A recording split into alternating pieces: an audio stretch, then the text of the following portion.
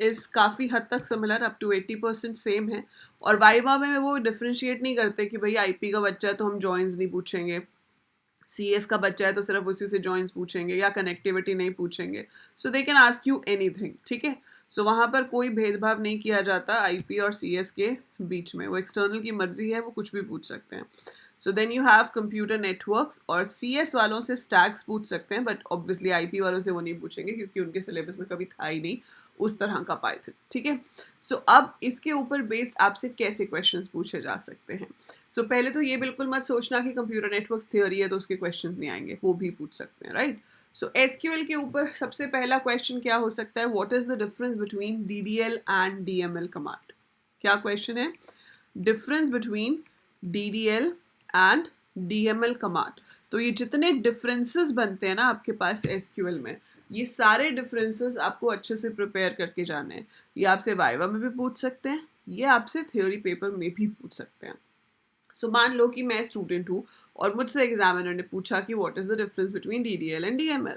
So how would I answer, so I would say like DDL commands are those which are used to work on the structure of the table. It's data definition language. And DML is data manipulation language, which is used to work on the data stored inside the table. है ना, जो data table के अंदर stored है उस पे काम करना है तो DML यूज होगा, बट अगर स्ट्रक्चर पे काम करना है तो DDL होगा। For example create table, alter table, drop table, these are DDL commands, and if I use insert, update, delete, those are my DML commands, ठीक है। इस तरह का आंसर आप दे सकते हैं। फिर आपसे पूछ सकते हैं कैर एंड वैर कैर में क्या डिफरेंस है, that's another question. Care and wear care, a very important question. ये सारे जो डिफरेंसेस हैं ये मैं कम्युनिटी टैब पे भी आंसर्स लिख के अपलोड कर रही हूँ, तो आप वहाँ भी चेक कर लेना। इंस्टाग्राम पे भी मैंने अपलोड किए हैं, वहाँ पे भी चेक कर सकते हो, ठीक है। सो कैर एंड वैर कैर में क्या डिफरेंस होता है, char is also use to store characters, varchar is also use to do the same thing. इसमें हम combination of alphabets, digit, special symbol store कर सकते हैं, पर फर्क क्या है। सो अगर आपसे पूछा जाए तो आप क्या कहेंगे, char is a fixed length text or string, whereas varchar is a variable length string. So char always occupies the same amount of space. For example, if I take char 30, it will always occupy 30 even if the value we are storing is having lesser space. ज़रूरी नहीं है कि आपको viva में answer English में ही देना है, वो आपके स्कूल पे डिपेंड करता है और इस चीज़ पे डिपेंड करता है कि एग्जामिनर ने आपसे किस तरह से पूछा है। अगर एग्जामिनर पूछ रहे हैं कि बताओ कैर एंड वैर कैर में क्या डिफरेंस है, तो ऑब्वियसली आप हिंदी इंग्लिश मिलाकर आंसर कर सकते हो।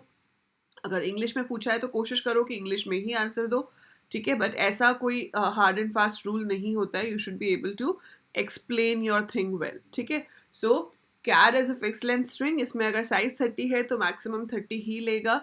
अगर हम कम लेते हैं, जैसे मैं उसके अंदर अंजलि स्टोर करती हूँ, सो 30 में से 6 तो वो अंजलि के लिए यूज़ करेगा, उसके पीछे वो 24 स्पेसेस स्टोर करेगा, लेकिन वो ऑक्यूपाई 30 के 30 ही करेगा, है ना।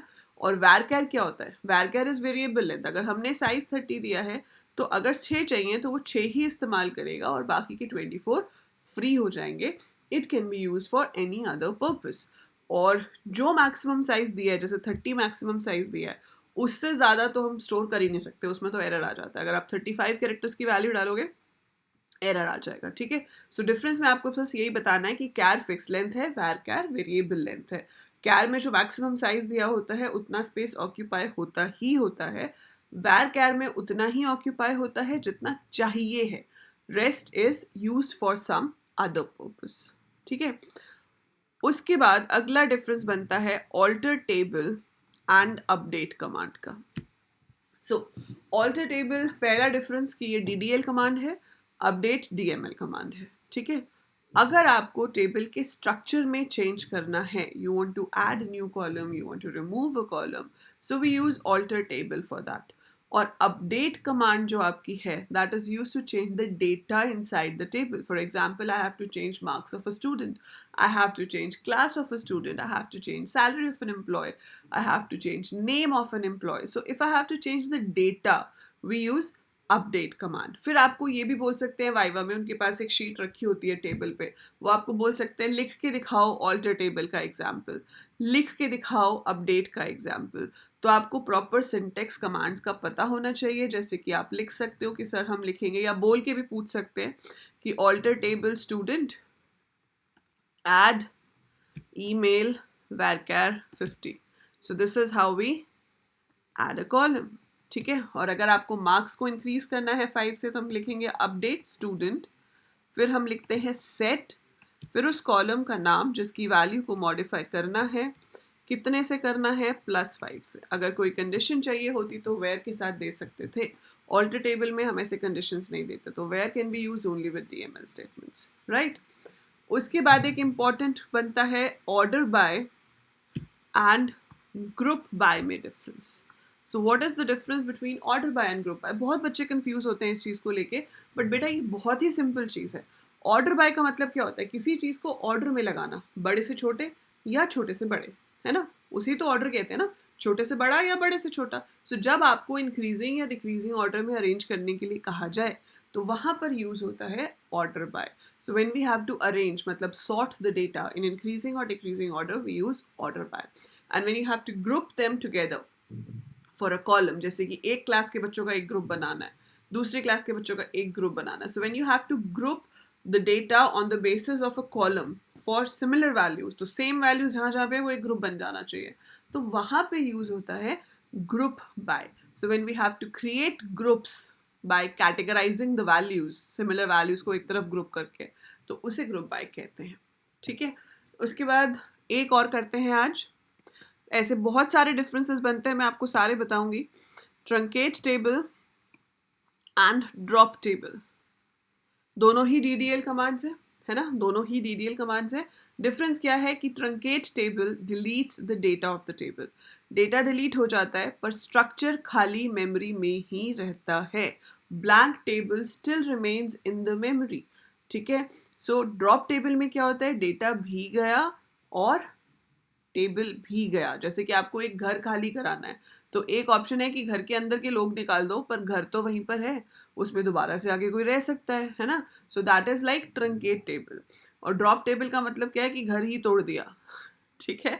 अब जब तक वहाँ नया घर नहीं बनेगा तब तक उसमें कोई आके नहीं रह सकता। So drop table means delete the table along with its structure, no data is there, nothing is in the memory, table has to be created again अगर हमें कुछ स्टोर कराना है। पर ट्रंकेट में डेटा चला जाता है, स्ट्रक्चर रहता है, हम इंसर्ट इनटू के थ्रू दोबारा से डेटा इंसर्ट कर सकते हैं, ठीक है। सो ये मेन 5 मैंने डिफरेंसेस आपको बताए हैं। एक बहुत ही इंपॉर्टेंट डिफरेंस है वेयर और हैविंग का, वो मैं अभी बीच में नहीं घुसा रही हूँ, वो मैं आपको डिटेल में नेक्स्ट लेसन में बताऊंगी कि वेयर और हैविंग के बीच में क्या डिफरेंस होता है। उसके साथ और भी कुछ डिफरेंसेस हम करेंगे, and we will be doing other questions जो आपसे वाइवा में पूछे जा सकते हैं, but these are few very important differences. तो मैं ऐसे ही आपको कुछ कुछ मिनट्स की वीडियोस दूंगी। I guess we will have around 6-7 sets, आज सेट 1 है।